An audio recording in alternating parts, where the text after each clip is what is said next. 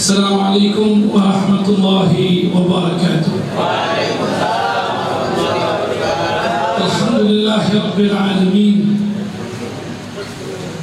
Wassalatu wassalamu ala ashrafil anbiya'i wal mursalin, sayyidil awwalin wal akhirin, khatamin nabiyyin, afdalil makhluqin, sayyidina wa habibina wa syafi'ina wa qurrati a'yunina Muhammad wa ala alihi at-tayyibin at-tahirin wa ashabil mayamin wa ala man salaka maslaka hudal mustafa sallallahu alaihi wasallam ila yaumiddin, amma ba'd. Yang kami hormati para sesepuh, para orang tua, para asatidzah,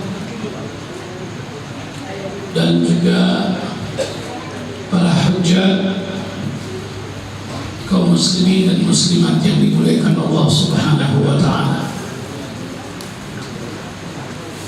Alhamdulillah, baru saja kita selesai membaca Maulid Nabi kita Muhammad sallallahu alaihi wasallam. Maulid adalah salah satu cara untuk memperkenalkan umat Islam terhadap nabinya. Kadang-kadang kita sibuk, tidak punya waktu.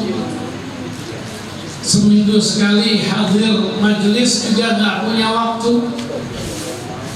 Mungkin dengan acara peringatan ini bisa menyempatkan untuk hadir, mengetahui, mendapatkan ilmu dari yang menyampaikan tausiah, sehingga dia tahu akan Islam.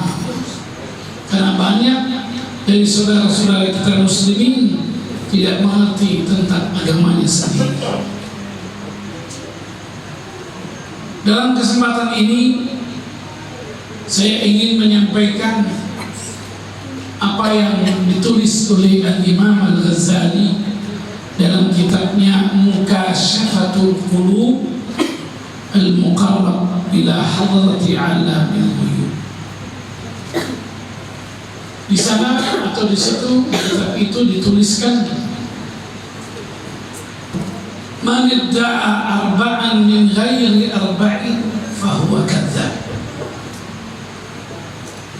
Siapa-siapa yang mengaku-ngaku memiliki 4 perkara ini dan melupakan 4 perkara yang lainnya, ketahuilah orang tersebut adalah pembohong atau pendusta.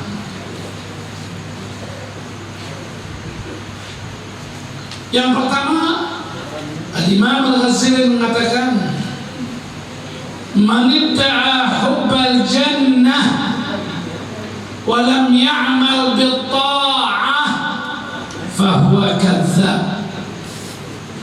Siapa-siapa yang mengatakan saya cinta dengan surga, saya suka dengan surga, tapi tidak mau melakukan ketaatan kepada Allah, sesungguhnya yang mengatakan itu adalah pembohong besar terhadap surga. Kita ketahui bersama bahwa Nabi Muhammad sallallahu alaihi wasallam diutus oleh Allah Subhanahu wa ta'ala dengan membawa risalah yang di dalam risalahnya adalah as-sunnah an-nabawiyah. Apa pengertian daripada sunnah? Sunnah adalah semua perkataan Nabi Muhammad sallallahu alaihi wasallam, semua perintah Nabi Muhammad sallallahu alaihi wasallam, semua larangan-larangan Nabi Muhammad sallallahu alaihi wasallam, semua ketentuan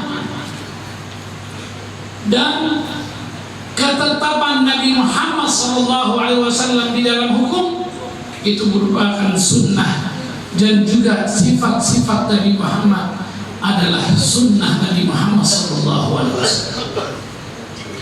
Jadi di dalam sunnah ada yang disebut namanya sunnatul aqwal, perkataan yang di dalamnya perkataan itu ada awamir, ada perintah, ada nawahi, ada larangan. Maka apabila kita menjalankan kedua ini, perintah dan larangannya, perintahnya kita jalankan, larangannya kita jauhkan, maka kita akan mendapatkan surganya Allah Subhanahu wa ta'ala. Surga ini tidak gratis. Untuk mendapatkan surga harus dengan usaha yang keras, harus usaha yang dibarengi dengan kesabaran. Salat 5 waktu kadang-kadang kita hadapi dengan malas. Kita harus lawan untuk melaksanakan salat karena ini perintah. Difirmankan oleh Allah, wa'mur ahlaka bis-shalah. Perintahkan keluarga kamu untuk menjalankan salat. Berarti salat ini perintah. Tapi kita dapati dalam keluarga kita, ayahnya santai-santai, ibunya nonton televisi, anaknya main HP, tidak melaksanakan sholat. Ingat, Allah Subhanahu wa ta'ala berfirman, qu anfusakum wa ahlikum nara.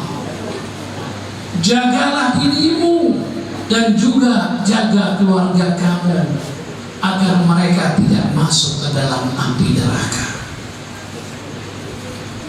Jadi kalau kita betul-betul cinta terhadap surga, harus menjalankan perintah ini. Mohon maaf, masih banyak kita melihat dari saudari-saudari kita perempuan. Ini kalau lagi hadir maulid bagus, mereka hadir pakai jilbab, pakai hijab. Tapi kalau udah bubar maulid, na'udzubillahi min dzalik, kadang-kadang yang sudah tua pun tidak peduli, tidak takut dengan siksa api neraka. Sepertinya siksa itu urusannya nanti. Yang penting sekarang bisa mejeng, bisa memperlihatkan auratnya kepada orang lain. Hal seperti ini harus dibekali dengan ilmu.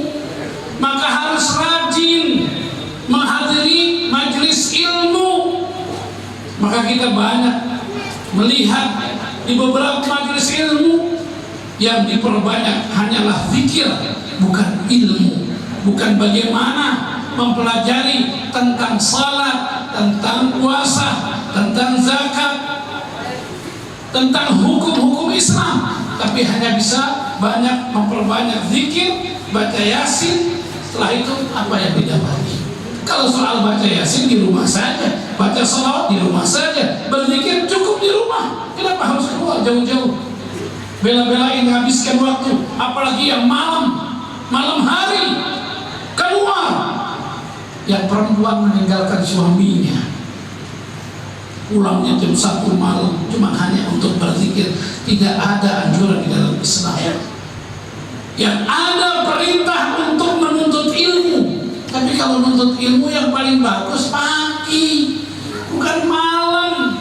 Malam Allah ciptakan untuk apa? Bukan, tidak ada satu dalil Al-Quran yang mengatakan bangunlah kamu malam untuk menuntut ilmu. Itu tidak ada.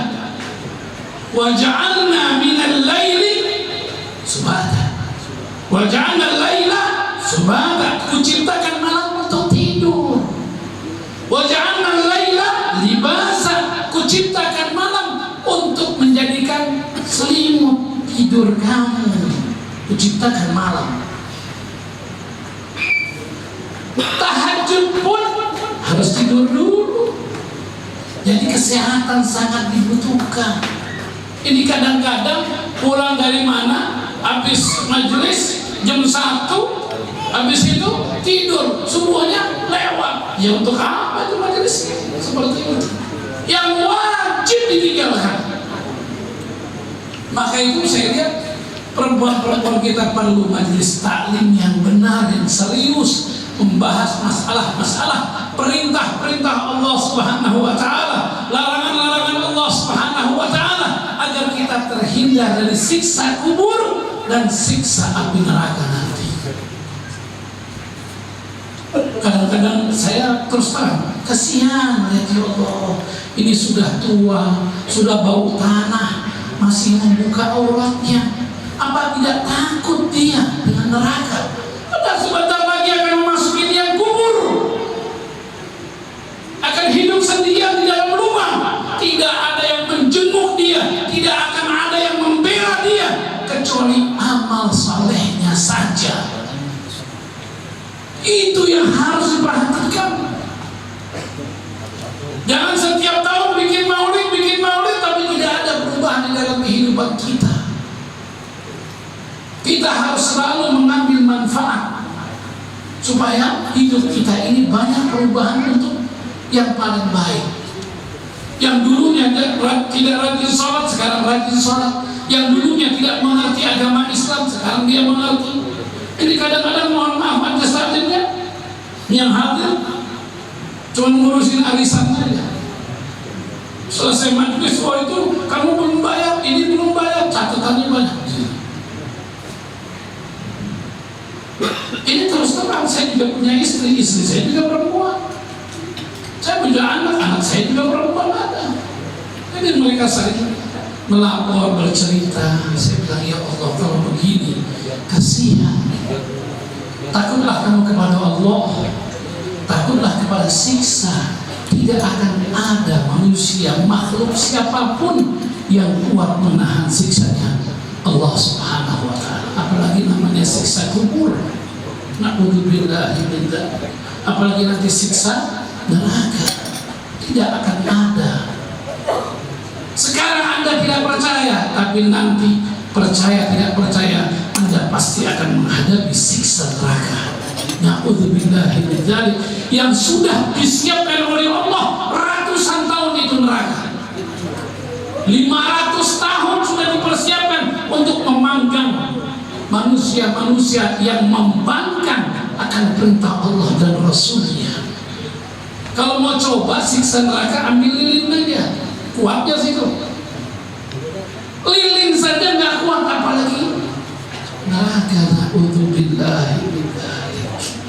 Bertobatlah kepada Allah, kembalilah kepada Allah. Maka itu kalau kita ingin rezeki kita makmur, harus dekat kepada Maha Pemberi rezeki. Siapa? Allah. Kalau jauh dengan Allah, bagaimana rezekinya mau makmur? Sampai ada orang yang mengeluh, Habib saya udah sholat, udah ini, kok saya susah rezeki saya. Saya bilang, iya sholat jalan bagus, semuanya bagus, tapi jangan melakukan perbuatan maksiat. Karena perbuatan maksiat itu yang akan menghalangi rezeki Anda. Tinggalkan maksiat. Kalau sudah sholat, sudah beribadah, membaca Quran, kenapa harus maksiat lagi pada Allah Subhanahu wa ta'ala? Jadi kita harus betul-betul berusaha maksimal untuk mengikuti perintah Allah dan Rasulnya, menjauhkan larangan-larangan Allah dan Rasulnya, sehingga kita akan selamat daripada siksa kubur dan siksa api neraka. Anda boleh susah di dunia, tapi jangan sekali lagi susah di akhirat. Sudah susah di dunia, susah lagi di akhirat. Na'udzubillahi min dzalik. Jadi harus punya bekal, punya ilmu, hadir majelis taklim. Coba kalau kita lihat majelis-majelis, maulid begini kan bagus nih, jumlahnya lihat tuh, musola penuh. Coba bikin majelis taklim, yang hadir 10 orang, 15 orang, udah gitu orang tua-tua semuanya. Yang mudanya kemana? Bagaimana kita bisa mengandalkan generasi muda nantinya akan menjadi orang-orang yang bertakwa kepada Allah kalau tidak dibekali dengan ilmu agama yang kuat. Padahal fadilah keutamaan menuntut ilmu telah diberikan di dalam agama sangat tinggi sekali. Nabi Muhammad SAW bersabda dalam hadisnya, huduru majlisi ilmin afdal min salati alfi raka'ah sunnah. Menghadiri majlis ilmu itu lebih afdal daripada Anda salat 1000 rakaat. 1000 rakaat sunnah lebih afdal. Maka itu kalau sudah hadir majlis ilmu dan ilmunya, atau majlis yang sudah dimulai untuk menjelaskan ilmu agama, sudah tidak perlu lagi Anda sibuk dengan salat sunnah, tahiyatul masjid, apalagi bersalaman kepada yang hadir semua. Tapi kita kadang-kadang suka menyepelekan, padahal itu merupakan wadah untuk mendapatkan bekal. Ahlan wa sahlan bil Habib Mustafa. Ada Idrus. Alhamdulillah sudah datang. Selanjutnya Nabi Muhammad SAW mengatakan, huduru majlisi ilmin afdal min iyadati alfi marid. Menuntut ilmu itu lebih afdal daripada Anda besuk orang sakit 1000 orang sakit. Ini kemuliaan yang diberikan oleh Allah begitu besar, tapi kitanya masih malas untuk menghadiri majlis ilmu, malas. Tapi kalau maulid, acara haul, wah ramenya bukan main. Saya nggak tahu itu kenapa. Apakah ada kemudinya, apakah ada ya, santapan jasmaninya dari rohani sehingga membawa semangat untuk hadir. Selanjutnya Nabi mengatakan, menghadiri majlis ilmu afdal daripada Anda mengantar jenazah 1000 jenazah. Ini enggak tanggung-tanggung kalau Allah mengasih pahala begitu kepada orang-orang yang cinta kepada ilmu. Maka itu orang-orang yang berilmu diberikan kedudukan tinggi di sisi Allah Subhanahu wa taala. Seperti firman Allah Subhanahu wa taala, ya fa'illahu alladziina aamanu minkum walladziina utul ilma darajat. Allah angkat derajatnya orang berilmu, orang yang beriman. Berarti kalau kita tidak punya ilmu, apalagi tidak menjadi orang yang beriman, tidak mendapat derajat yang tinggi di sisi Allah Subhanahu wa taala. Maka dikatakan oleh Habib Abdurrahman bin Muhammad al-Masyhur dalam kitabnya Bughyatul Mustafsidin, man akramal ulama faqad akram Allah. Siapa-siapa yang memuliakan ulama, maka dia sama dengan memuliakan Allah Subhanahu wa taala. Karena Allah sendiri juga mengangkat derajatnya, maka kita juga harus mengangkat derajat orang-orang yang berilmu. Tapi juga kita harus menuntut ilmu. Jangan malas untuk menuntut ilmu. Bagaimana kita bisa mengetahui akan perintah Allah, akan larangan Allah, sedangkan kita tidak pernah hadir di majelis ilmu? Alangkah ruginya. Maka itu, kalau maulid seperti ini, kita juga mengharapkan majelis taklim seperti ini ramainya. Jangan malas. Ya majelis taklim nanti dihiasi dengan ada makanan, mungkin ya, ada kebuli, supaya lebih semangat. Ya. Mungkin kalau dikasih teh saja kurang begitu. Saya kira cukup dulu dari saya, ya, karena tadi saya juga serok aja udah untuk Habib Mustafa. Karena Habib Mustafa ini sudah hadir, ya. Maka saya sudahi dulu tausiah saya. Mudah-mudahan apa yang saya sampaikan dari apa yang tadi dikatakan oleh Imam Al-Ghazali mudah-mudahan bermanfaat. Aqulu qawli hadza wa astaghfirullahal azim, billahi taufiq wal hidayah. Assalamualaikum warahmatullahi taala wabarakatuh.